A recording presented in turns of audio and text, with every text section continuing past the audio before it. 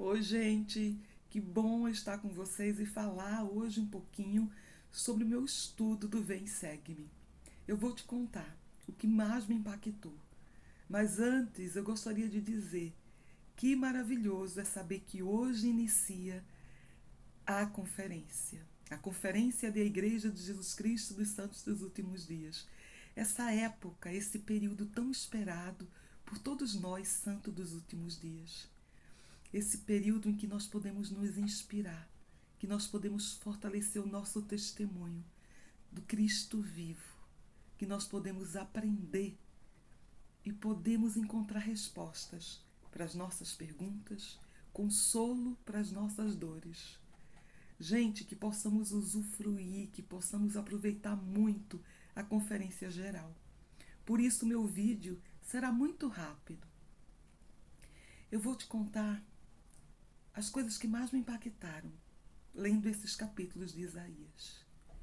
Foi pensar em como Isaías, um profeta que viveu tantos anos antes de Cristo, ele estava lá 700, 600 anos antes de Cristo, testificando dele, falando sobre esse Cristo que viria, que nasceria, e com uma precisão de detalhes que impressiona. Ou melhor, não deveria impressionar, porque ele era um profeta de Deus. Era um vidente, revelador. Ele podia ver o futuro e revelar o futuro, profetizar o futuro. E ele assim o fez. E ele disse minuciosamente o que aconteceria com esse Salvador. E enquanto eu lia, muitas vezes eu fiquei me questionando, e talvez você também, que está me escutando, porque Isaías profetizou sobre esse Cristo em detalhes. E os judeus, eles tinham o livro de Isaías como um dos seus livros preferidos. Eles estudavam esse livro nas sinagogas, nas casas. Como eles não puderam reconhecer esse Cristo? Já pensaram sobre isso? E eu fiquei pensando sobre o próprio contexto da época. Porque os judeus, eles têm uma história, povo de Israel, de escravidão. Eles foram escravizados por diferentes povos e sofreram muito por isso. Eles foram escravizados pelos egípcios, não foi assim? Também a Babilônia, os persas. Fora que eles tiveram que, ao longo de toda a sua trajetória, lutar com diferentes povos. Eles lutaram contra os filisteus, lembra dos gigantes? Pois é, eles lutaram contra os cananeus, contra os assírios, que era o terror. E uma vida inteira de lutas. E agora eles estavam baixo, o jugo do Império Romano. E de repente nasce o Salvador. Aquele Salvador profetizado por Isaías e que muitas vezes foi mencionado como um libertador. Então, para os judeus, esse Cristo viria como um libertador político, que os ajudaria a tirar Roma de cima deles e os pesados impostos, os tributos. Mas quando esse Cristo nasceu, ele era somente filho de um carpinteiro. E eles não puderam entender isso. Eles não puderam entender que as Escrituras e que a profecia de Isaías, que eles tanto liam, estava sendo cumprida. Quando a gente vai para Isaías 53, no 2, já na metade do versículo, não tinha beleza nem formosura. E olhando nós para ele, não havia boa aparência nele, para que o desejássemos. Era desprezado, o mais rejeitado entre os homens, homem de dores e experimentado nos sofrimentos. E como de quem os homens escondiam o rosto, era desprezado e não fizemos dele caso algum. Se cumpria a profecia de Isaías. Os judeus o rejeitaram e dele não fizeram caso algum. Não reconheceram como Cristo, o Filho de Deus. E é tão interessante, gente, porque a gente fica pensando, e é fácil para a gente apontar o dedo e dizer: ah, os judeus, eles crucificaram o Salvador do mundo. Mas e nós? E nós? Será que o mundo hoje reconhece esse Cristo? Reconhece o Salvador?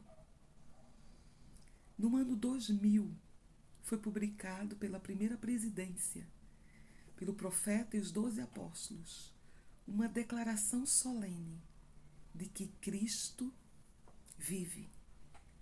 E eles testificaram disso no ano 2000.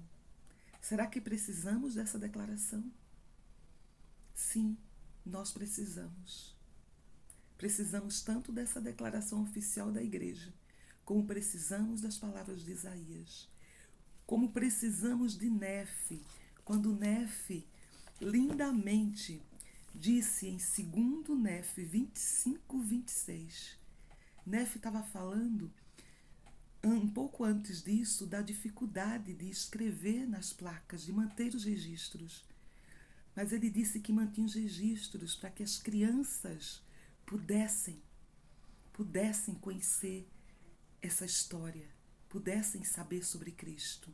E aí mais adiante, segundo Nefe 25, 26, ele diz: e falamos de Cristo, regozijamo-nos em Cristo, pregamos a Cristo, profetizamos de Cristo e escrevemos de acordo com nossas profecias, para que nossos filhos saibam em que fonte procurar a remissão dos seus pecados. E quando a gente volta para o livro de Isaías, a gente encontra ainda no capítulo 53 outra escritura maravilhosa, quando ele descreve suas dores, seu sofrimento. Ele diz ainda: ele tomou sobre si nossas enfermidades, nossas dores, levou sobre si, e nós o reputávamos por aflito, ferido de Deus e oprimido. Mas ele foi ferido por causa das nossas transgressões e moído por causa das nossas iniquidades. O castigo que nos traz a paz estava sobre ele. Foi Cristo que sofreu. Foi ele que pagou. Esse castigo de todos os pecados estava sobre ele, para que pudéssemos ter paz através da sua expiação. Todos nós andávamos desgarrados como ovelhas. Cada um desviava pelo seu caminho, mas o Senhor fez cair sobre ele a iniquidade de nós todos. Olha só, esse versículo, ele se refere não só aos judeus, ele se refere a mim, ele se refere a você. Ele se refere a toda a ovelhinha que já nasceu nesse mundo e que vai nascer.